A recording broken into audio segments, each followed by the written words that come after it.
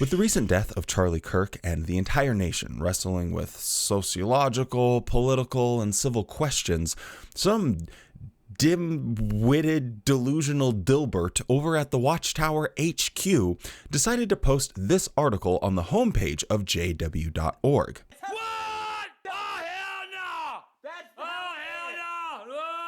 And with the rest of the nation wrestling with these questions and having hard conversations about a lot of different topics surrounding this situation, the Jehovah's Witnesses decide to take out a couple of pennies out of their pocket and flip them in the old idea pond and want to float out the idea that these delusional maniacs are actually fulfilling Bible prophecy by committing these acts of terrorism, and also they have the solution, which is going to be an even larger act of terrorism that their leadership is actually going to take part in. I wish I was joking, but let me explain.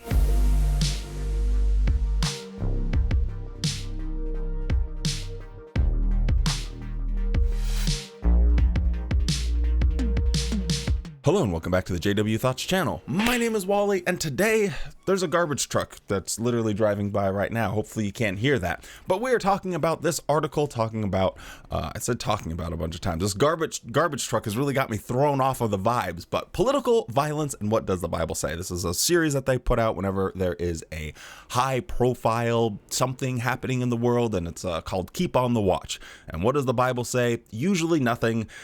So that's kind of the vibe. But we're going to go through this because I do think it is actually pretty interesting when you do break down all of the components to this. Quickly, before we get into it, don't forget to drop a like on the video. It literally takes 1 second. I'll even give you a chance. See? Easy peasy. And consider subscribing. I'm trying to hit a goal of 45,000 subscribers by the end of the year, and we are almost there, so your subscription would be very much appreciated. With all of that being said, let's take a quick peek-see at what this says and break it down. Political violence. What does the Bible say? Violence against public officials has become more common. Why is there so much political violence? Will it ever end? What does the Bible say? Political division foretold. The Bible predicted that in our time, referring to the last days, many people would have attitudes that foster violence and disagreement. The last days, critical times, hard to deal with will be here, for men will be unthankful, disloyal, more ellipses, not open to any agreement, ellipses, fierce ellipses, betrayers, headstrong, puffed up with pride. The Bible also foretold that disturbances such as insurrections and political turmoil would be a feature of this time. Yet political violence and division will not last forever. Now, as I was first reading this, I just thought, of all of the ideas on the roulette idea wheel, and you spin that bad boy and the ball lands on absolute delusion, why did they decide to go ahead and publish this? The last thing that some crazy person with a weapon needs is to think that they are somehow fulfilling a biblical prophecy. We don't need to give more delusion to already delusional people. You get what I'm saying here? Like, you can be in an echo chamber when ideas that are genuinely crazy and insane and would otherwise in a healthy community be like, hey, maybe this isn't the best idea, would kind of be, readjusted, if you will. But for this, like, if you just keep adding madness and chaos and delusion, and then you have this delusion of grandeur on top of it, oh, well, boy howdy, I can fulfill biblical prophecy? I'm out here doing God's will, baby. It is a wholly irresponsible thing to even bring up and say. And I know they're trying to make themselves sound cool, as if they have some type of special knowledge. Like, well, we as Jehovah's Witnesses, we know that this all fulfills Bible prophecy. But just take 2 seconds to reverse engineer that and listen to how that will sound to someone who might be contemplating said acts of terrorism. Do you think that the appropriate thing to tell them is that they are going to be able to fulfill Bible prophecy? Like, what are we actually doing here? But the mindset of this actually makes perfect sense, because how they are going to solve the problem really speaks to exactly what goes on inside their minds. The end of political violence. The Bible explains that God will replace all human governments with his own heavenly government. The God of heaven will set up a kingdom that will crush and put an end to all these other kingdoms, and it alone will stand forever. God's kingdom will truly unite people and establish peace worldwide. Its ruler, an invisible spirit creature, is called the Prince of Peace, and he will ensure that to peace there will be no end. Even now, its subjects are learning how to live in peace. As a result, the Bible says they will beat their swords into plowshares and their spears into pruning shears. Nation will not lift up sword against nation, nor will they learn war anymore. So, in the Jehovah's Witness mindset, what is the antidote to this virus that we all have, this poison that we have of political violence? Well, it's to end all governments. It's to set up a regime under one person with one set of rules where everyone will be forced to be united or they will be killed. That is the Jehovah's Witness dream of solving mankind's problems, is to say, you know what? If you don't agree with Jehovah's Witnesses, we are going to, when the Battle of Armageddon happens and there's going to be a cleansing of the earth where everyone that doesn't agree with Jehovah's Witnesses will be killed. And if you are a Jehovah's Witness and you are ununited, if you don't have like the exact same thought as the person sitting right next to you, I don't know what God does here or what the leadership of the governing body, what they do. Do they snap their fingers and you just you get Thanos snapped out of existence? I don't understand all of the mechanics yet. I haven't read the patch notes here. But if you think that this is like going too far, or I'm just making a mountain out of a molehill, let me play a clip for you of a talk that was given by a governing body member, Samuel Hurd, in which he describes what his first job is going to be when he arrives in heaven, right before the Battle of Armageddon takes place. And what I'm about to reveal to you today, Jehovah is behind it. Not the governing body, not any human here on the earth, but Jehovah God. He helps us to see things. We understand now that all of Christ's anointed brothers will be in heaven with him before Armageddon starts. Now, that's the understanding that we have today. And this is exciting. Well, try to imagine that time. Give you a second. It's over. The Great Tribulation is underway. Babylon the Great, the world empire, false religion is destroyed first. Think of it. Events that God's organization has prepared us for over many decades are happening before our eyes. Then comes something else we have been told to expect. What's that? Sometime during the Great Tribulation and before the War of Armageddon, the remaining ones of Christ's anointed are taken to heaven. So when the anointed are called to heaven, one of the first assignments is to fight. Yeah. Now that's interesting. Some of us were fighters before we became true Christians. Some even served in various branches of the military. Didn't they, Brother Morris? Some were Green Berets, not Brother Morris. But then we became Christians. We learned the way of peace and we let go of such warfare. But in heaven, we will serve along with Christ and his holy angels, waging the final war against God's enemies. So if you've ever thought that you might feel left in the lurch after the anointed are taken to heaven, think of this. On earth, none of us Christians are allowed to fight. Many of us anointed ones are too old to fight, even if we were allowed to. But in heaven, we will be mighty spirit creatures, fighting alongside our warrior king, Jesus Christ.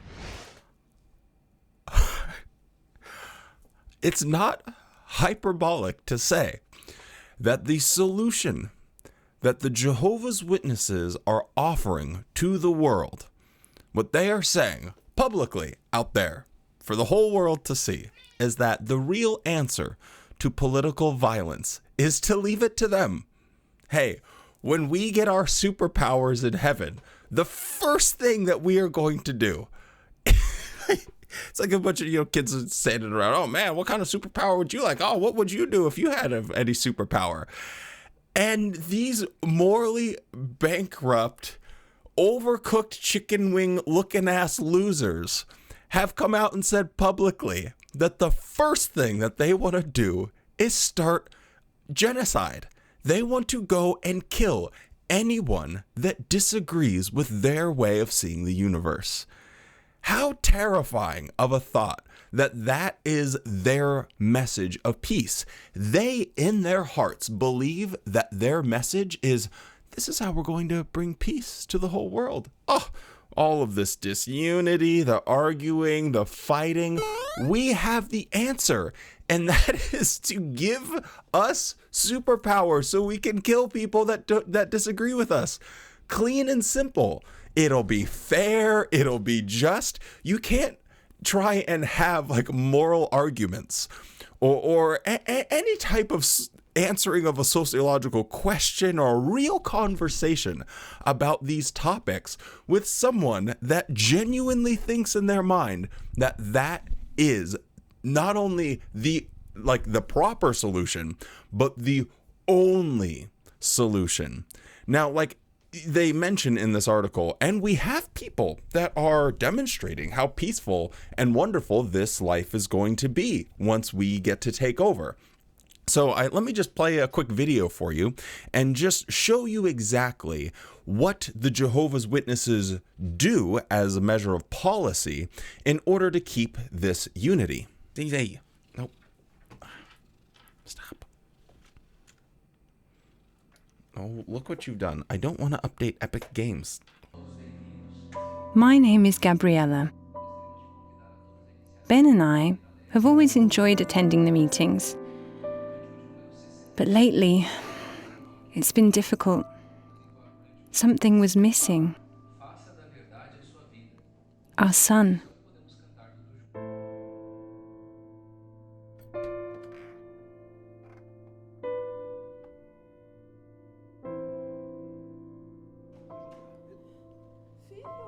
It was like watching a movie of someone else's family.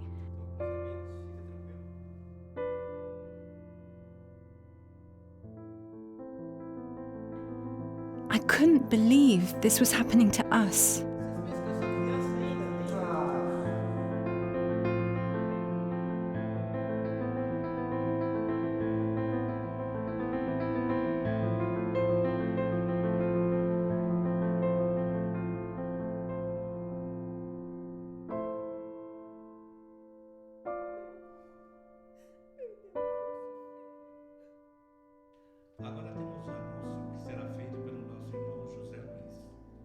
Our son Levi was no longer one of Jehovah's Witnesses.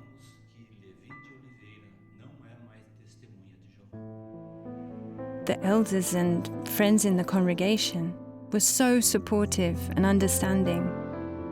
Many of them watched Levi grow up, give his first talk, get baptized.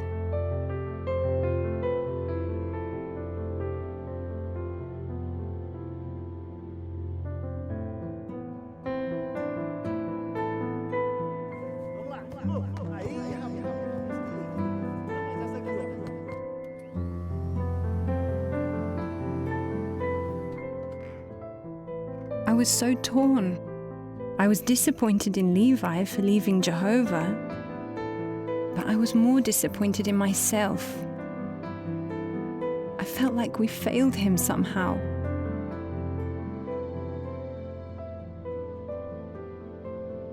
I kept wondering how he was doing. Was he okay?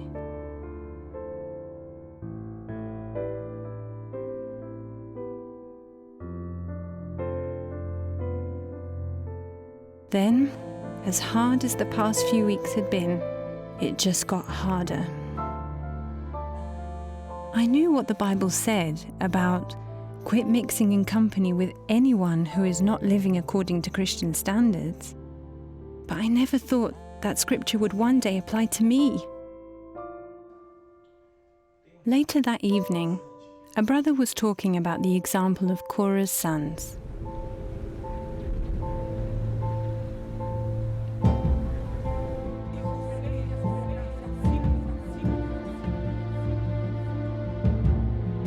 Jehovah confirmed that he was using Moses to lead his people, not Korah. When the people were told to move away from the rebels' tents, what would Korah's sons do? Would they put loyalty to family ahead of loyalty to Jehovah?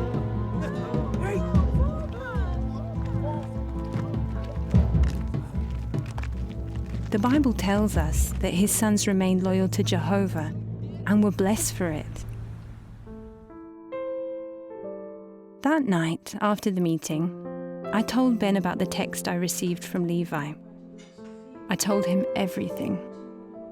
How I miss Levi so much, but that I also wanted to be loyal to Jehovah, like Korah's sons.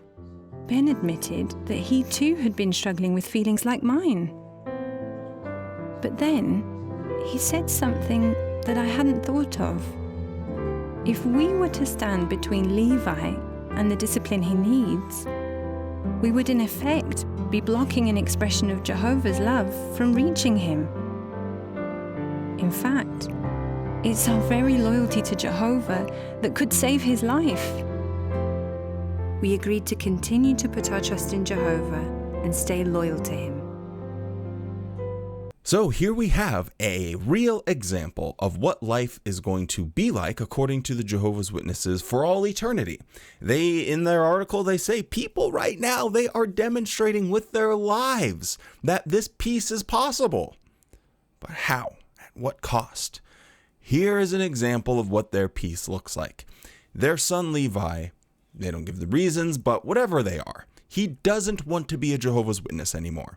Whether he just wants to go to school, whether he wants to pursue a career in sports, whether he wants to have a girlfriend or a boyfriend, we don't know. But whatever it is, it doesn't matter because it is not in line with what the Jehovah's Witnesses say you can do with your life. And so unless you have perfect unity of action, and even more terrifying, his reasons for leaving could be he doesn't think the same. Ow, Zizi! Ow! Why are you biting me? Having a different thought, a disunified thought, is a crime to a Jehovah's Witness. So, again, their solution for all of the political violence and problems in the world is to kill everyone that disagrees with them, which they're going to, have a first-hand POV of. And then after that, they are going to set up a system where if you ever think or act differently, they have already been practicing it right now before they're ushered into paradise. But you'll essentially be cut off. You'll be killed. You'll be treated as you are dead. Well, right now you're treated as you are dead, but then I imagine the mechanics of it will be you will just be killed immediately. So they just are hoping for a regime where there is no thought, there is no disharmony, there is no disagreements, there's no character, there's no color, there's no spice, there's no flavor, there's nothing that makes, living interesting. You just have to be the same old generic brand, no flavoring, instant oatmeal for the rest of eternity. So if that's what you desire, then become a Jehovah's Witness. If you like a little salt and sugar in your dishes, I'd stay away. Anyway, I thought this topic was a little bit interesting, so I just wanted to cover it. Thank you so much, and stay safe, be kind, and don't ever forget that the real fountain of youth is curiosity.